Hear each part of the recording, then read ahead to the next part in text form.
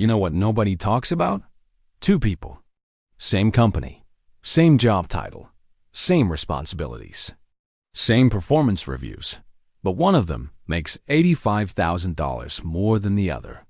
Not because they're better at their job. Not because they work harder. But because of where they live when they fill out their address on the application form.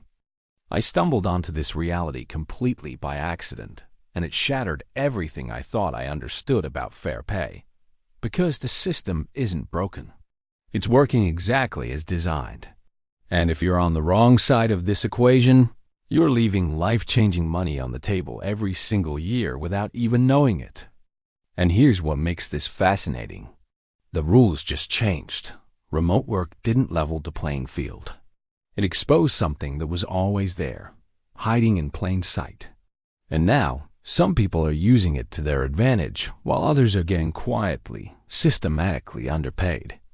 Look, if this already sounds like something you need to understand deeper, do me a favor and just hit that subscribe button real quick. This kind of information.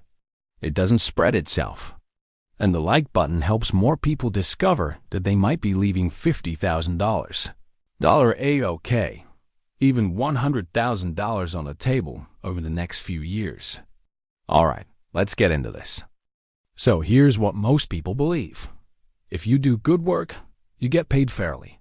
Maybe not perfectly, but fairly. We've been taught that salary is about merit, about your skills, your education, your experience. And to some degree, that's true.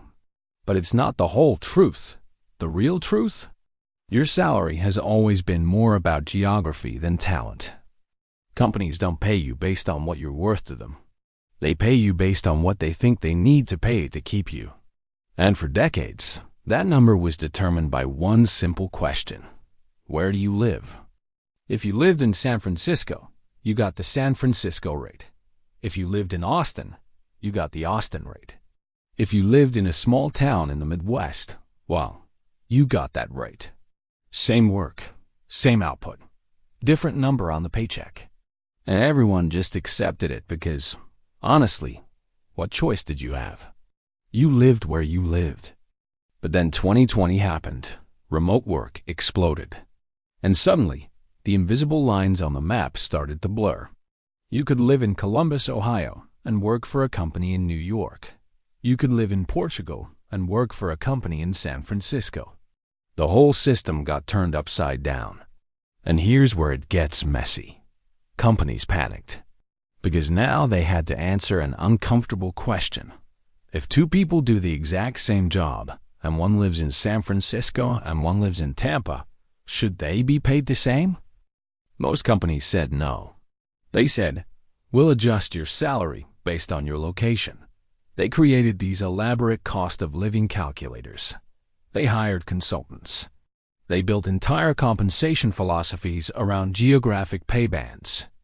And on the surface, it sounds reasonable, right? You live somewhere cheaper, so you need less money. But here's what they're not telling you. The cost savings don't go to you. They go to the company. You're doing the same work, generating the same value, but they're paying you less because they can. Because they think you won't notice. Or worse, because they think you don't have options. The problem isn't that geography affects pay. The problem is that most people don't realize they can use geography as leverage. They think the system is fixed. They think the number they're offered is the number they have to accept, but it's not. Let me show you how this actually works in the real world, because once you see it, you can't unsee it. Let's say you're a software engineer. You get a job offer from a tech company. If you're living in San Francisco, that offer might be $180,000. If you're in Denver, same company, same role, that offer might be $150,000. If you're in Atlanta, it might be $130,000. Same job. $50,000 difference. Now, companies justify this by saying, well, rent in San Francisco is $3,500 a month, and rent in Atlanta is $1,800. And yeah, that's true. But here's the math they hope you don't do. The rent difference is about $20,000 a year, but the pay difference is $50,000. Where does that extra $30,000 go? Straight to the company's bottom line. You're being paid less not because your cost of living is lower, but because the market rate in your area is lower. And the market rate is lower because it's always been lower. It's a self-fulfilling cycle. But here's where it gets really interesting. With remote work, some people figured out how to flip the script. It's called geographic arbitrage, and it's beautifully simple. You get hired at the high-paying location rate, then you move to a low-cost location. Or you negotiate based on the company's headquarters location, not where you live. I know someone who did this. She got hired by a San Francisco company at San Francisco rates, $165,000 base salary. She lived in San Francisco for 6 months, established herself, proved her value. Then she moved to Lisbon, Portugal. Her rent went from $3,200 a month to $1,100. Her cost of living dropped by 60%. But her salary stayed exactly the same. Now, before you think, well, that's just gaming the system, let me ask you, is it? She's doing the same work. Same quality, same hours, same results. The company is getting exactly what they paid for. The only difference is where she's sitting when she does it. And here's the thing that companies really don't want you to realize. Your value to them has nothing to do with where you live. If you're a designer who creates a campaign that generates $2 million in revenue, that campaign is worth $2 million whether you made it in Manhattan or Montana. The value you create doesn't change based on your zip code, but your paycheck does. This is why location-based salary negotiations are becoming so important. Because for the first time in history, you have leverage. You can say, I'm applying for a remote position. I'm willing to work from anywhere. I'm willing to work from anywhere. But I expect to be compensated based on the value I bring, not based on an arbitrary cost of living adjustment. And some companies will say no. They'll say, our policy is to pay based on location. Fine, that's their policy. But other companies will say yes, because they understand that paying $150,000 for an A player is better than paying $120,000 for a B player, regardless of where either person lives. Here's another angle most people miss: taxes and purchasing power. Let's say you're making $150,000 living in San Francisco. After California state taxes, federal taxes, and that insane cost of living, your actual purchasing power might feel like $60,000. But if you're making $120,000 living in Texas, no state income tax, or Portugal, favorable tax regimes for remote workers, your purchasing power might actually be higher. I'm not saying everyone should move to Portugal. I'm saying you need to understand the math. Because companies are doing the math. They know exactly what they're saving by hiring you in a lower-cost market. The question is, are you doing the math? And here's the psychological trap. Most people negotiate salary once when they get hired. Then they just accept the annual 3% raise and never question it again. But if you started $30,000 behind because of your location, that 3% raise isn't catching you up. It's keeping you behind permanently. This is why you need to renegotiate your compensation based on outcomes, not location. You need to say, I increased revenue by X. I shipped Y projects on time. I mentored Z team members. My value to this company is measurable. And I'd like my compensation to reflect that value, not reflect the average rent in my city. There's something else happening here that's even more subtle. Companies are starting to realize that remote work gives them access to global talent.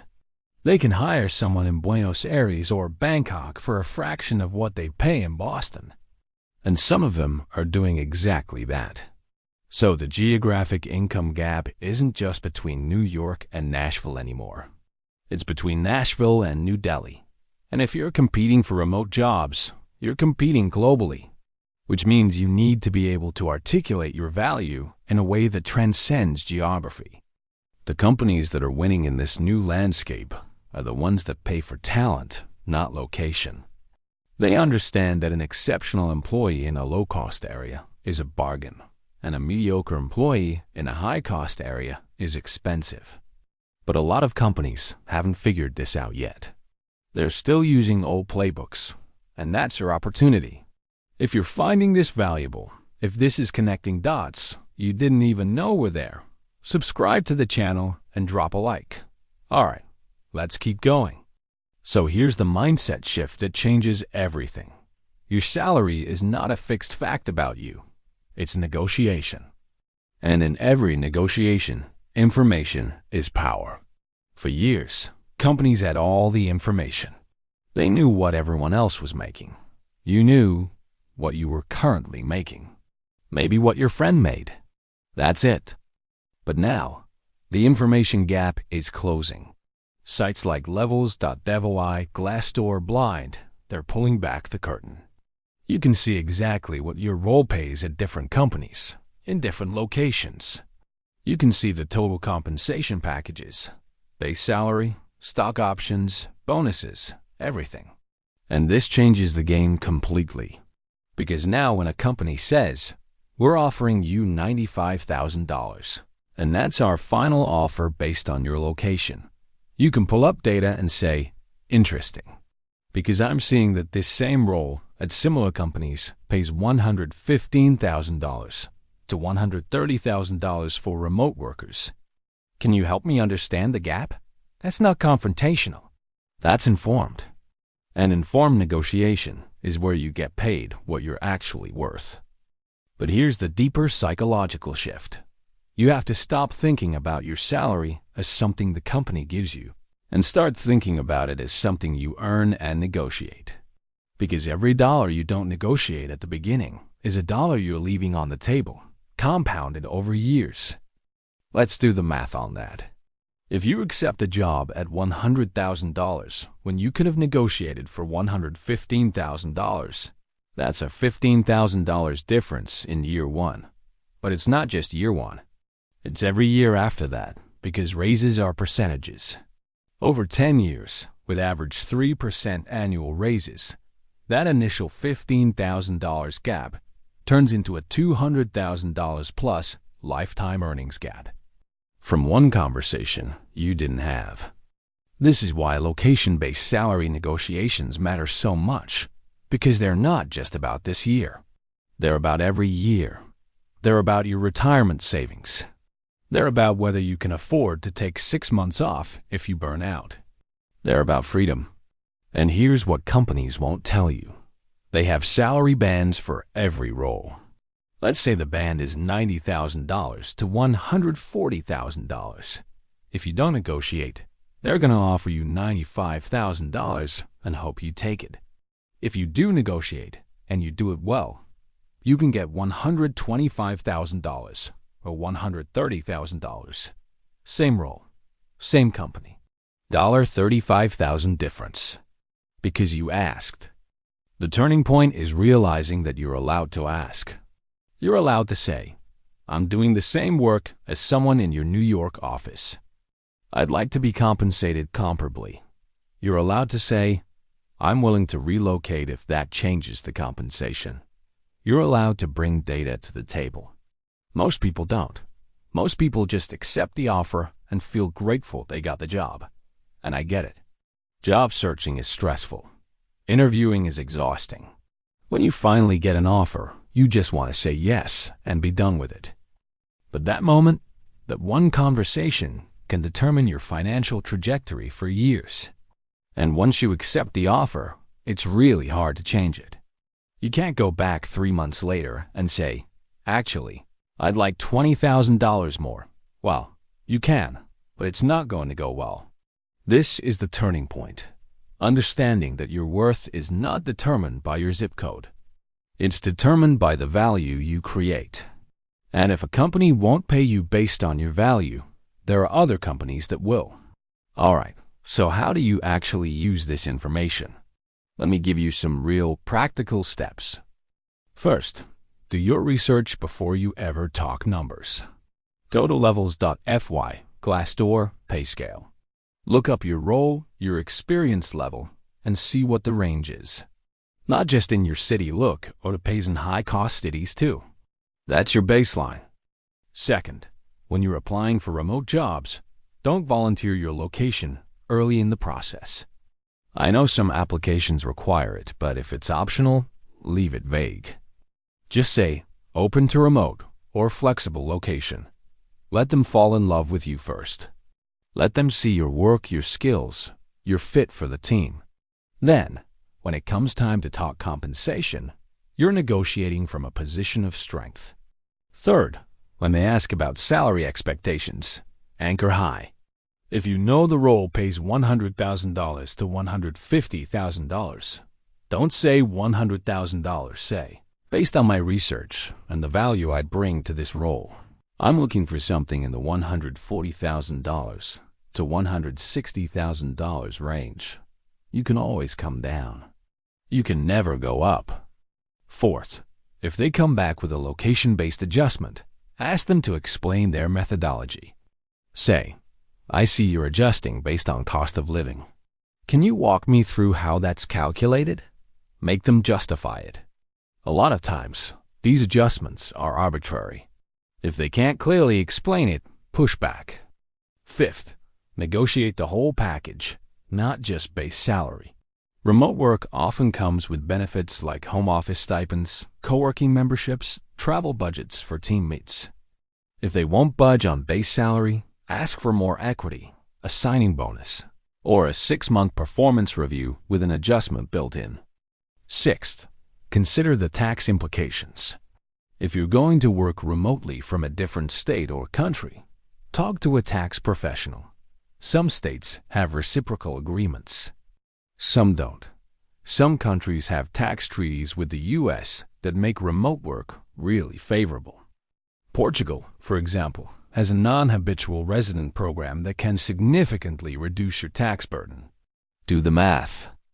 Seventh, if you're already employed and your company is transitioning to remote work, this is your moment to renegotiate. If they're saving money on office space, if they're expanding their hiring to lower-cost markets, that's your opening. Say, I'd like to have a conversation about how my compensation reflects the value I bring, especially now that location is less of a factor. Eighth, build leverage. The best time to negotiate is when you have options. If you're currently employed and interviewing elsewhere, you have leverage. If you have multiple offers, you have leverage. If you've just shipped a major project or hit significant metrics, you have leverage. Use it. And finally, be willing to walk away. I know that's scary, but if a company is going to pay you $30,000 less than you're worth because of where you live and they won't negotiate, that tells you something about how they value you. There are other companies. Better companies. Look, I get it. This stuff feels uncomfortable. We're taught not to talk about money. We're taught to be grateful for what we have. We're taught that negotiating makes us seem greedy or difficult. But here's the reality. Companies negotiate. They negotiate with vendors, with landlords, with every contractor and service provider. They have entire departments dedicated to getting the best deal possible. And they expect you to negotiate too. The ones who don't, honestly, they're taking advantage of your discomfort. You're not being greedy by asking to be paid fairly. You're not being difficult by understanding your market value. You're being smart. You're being responsible. You're taking control of your financial future in a system that was designed to keep you uncertain and undervalued. The geographic income gap is real. It's been real for decades. Remote work didn't create it. It exposed it. And now that it's exposed, you get to decide what to do with that information. You can accept the location-based adjustment and leave tens of thousands of dollars on the table. Or you can negotiate. You can do the research. You can anchor high. You can articulate your value. You can find companies that pay for talent, not zip codes. It's not going to happen overnight. It's not going to be one conversation that changes everything. But every negotiation, every data point you gather, every time you choose to advocate for yourself, it adds up. And the peace of mind that comes from knowing you're being paid what you're worth, that's not just about money. That's about respect. That's about knowing your company values you. That's about being able to save for the future, to breathe a little easier, to not lie awake at night wondering if you're falling behind. You deserve that. And the good news is, you have more control over it than you think. Progress beats perfection. You don't have to negotiate perfectly. You just have to start. One conversation. One data point. One question. Can you help me understand how you calculated this offer? That's it. That's where it starts. If this resonated with you, if it gave you a new lens on how to think about your compensation, do me a favor. Subscribe to this channel and hit the like button. I make videos like this because I think everyone deserves to understand how money actually works. Not the theory, the reality, the stuff that affects your day-to-day life. And if you have questions, drop them in the comments. I read them, I respond. This isn't just me talking at you. It's a conversation. All right, go get paid what you're worth.